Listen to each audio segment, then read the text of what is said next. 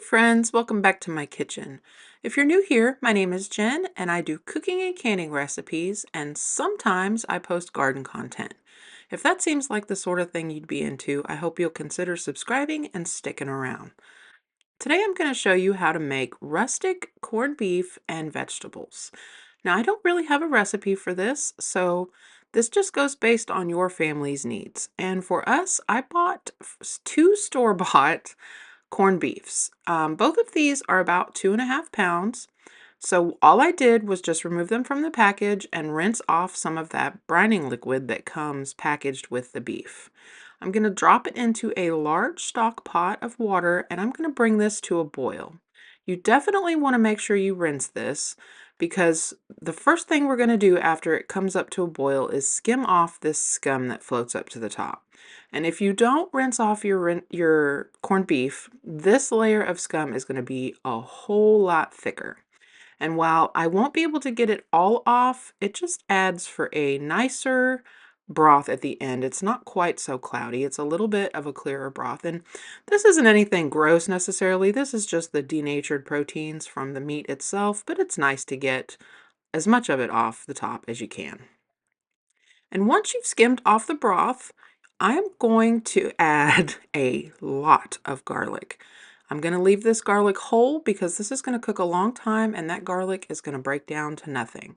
So just add as much garlic as you like, and if you don't have fresh garlic, just use garlic powder. I'm also going to go ahead and add the 2 seasoning packets that came with the corned beef. And I will be seasoning this some more towards the end of the cooking process.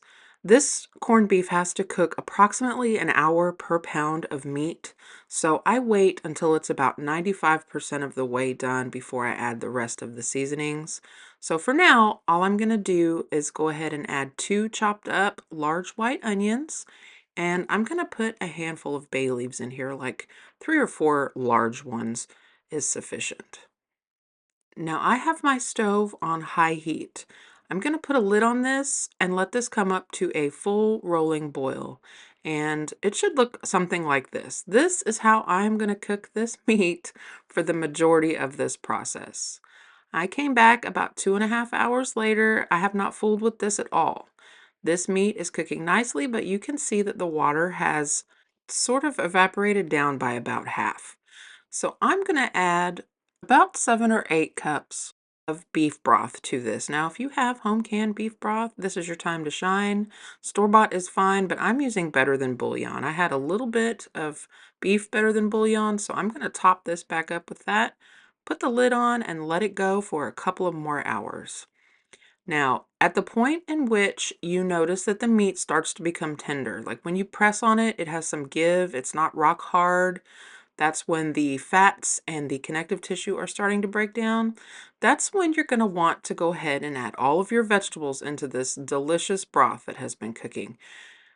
I am using carrots, yellow potatoes, and cabbage. Now, for my cabbage, I did go ahead and leave it in wedges, and all of my vegetables are either whole or left in very large chunks.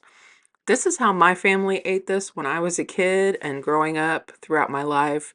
And it always brings back really nice memories of just having these giant chunks of vegetables on your plate with this corned beef. So that's how I like to cook it now, even as an adult. And that's where the whole rustic title comes from. You know, back in the day, you needed to make a dinner. You just threw all of this in a pot and let it go. And at the end, you had a delicious meal. So get all of your vegetables, whatever you decide to use, into your pot with your meat. Now, the idea here is that by the time your vegetables are cooked through, the meat will be finished and it'll all be done at about the same time. So keep that in mind. If you have chopped your vegetables up, they're not going to take nearly as long to cook as your meat may need to finish. So you may have to time yours a little differently. As I said, the cooking instructions on this brisket, now I'm using a point brisket, not a flat, but the cooking instructions on it were approximately an hour of cooking time per pound of beef.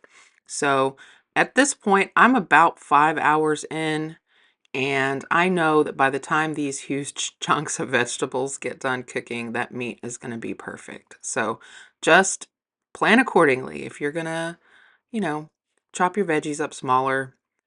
You need to wait till closer to the end of the cooking time for the meat.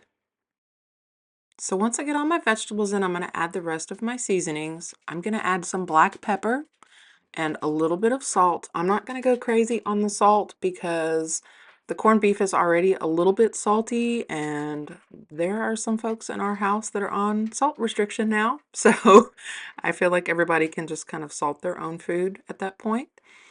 I'm not going to be stirring this around at all. I'm going to let the boiling take care of the vegetables and stirring these spices around. So I'm also going to add a little bit of red pepper flake. That's totally optional. Everything except for the vegetables is cooked at this point, so you can taste your broth and see if it needs something else. So I let that go for about another half hour or 40 minutes, and I went ahead and stabbed my potatoes and my carrots, and everything was nice and tender. You can see it's all pretty much still in the same spot it was in when I put it in the pan. I did not stir this once while it cooked. So the only thing left for us to do is go ahead and slice up this corned beef. Now, when cutting up brisket, you want to cut against the grain. You can see if you look at this piece of meat, the tissue fibers run long ways, and then I'm going to cut across that. If you cut with the grain of this meat, it's going to be a lot harder to chew. And I know you're probably sitting there looking at this going, that's just a piece of gray boiled meat. It's going to be tough anyway, but I promise you it's not. You can see the little pieces of this that are just falling apart onto the cutting board. So this really is tender, even though it was boiled. The brining process, clearly that's going to help tenderize this huge chunk of muscle tissue, but also it boiled long enough for the connective fibers to break down in between the bands of muscle in this brisket, and it just ends up being amazing. So for a sit-down family dinner, I would serve this huge bowl just like this to the family and let everybody kind of make their own plates at the table with the butter and the horseradish sauce. And this is also really, really good with a loaf of crusty bread served with it. You can use the bread to kind of soak up some of the soup, the broth that this brisket cooked in, and it's amazing. If you're looking for a recipe for a delicious no-knead bread, I have one. I'll leave a link to that recipe in the upper right-hand corner here. Just give that a click and it'll take you right to the video. I love this no-knead bread recipe because you set it up the night before and you don't have to fuss over it. So I'm going to put a pat of butter on this potato. I'm going to put a couple slices of corned beef on this bowl. I'm also going to serve this with horseradish. It's prepared horseradish or creamy horseradish sauce. My husband likes it that way, and it's really good if you like horseradish, that bite, it helps counteract a little bit of the heaviness of this corned beef. Don't forget to put a big old slab of that cabbage on your plate, and you are ready to chow down. Now, if you make this recipe, put back about a cup or two of your corned beef and stick it in the refrigerator or the freezer, because the next video I have coming out is a way to use up some of your leftover corned beef that is a lot of fun, I think.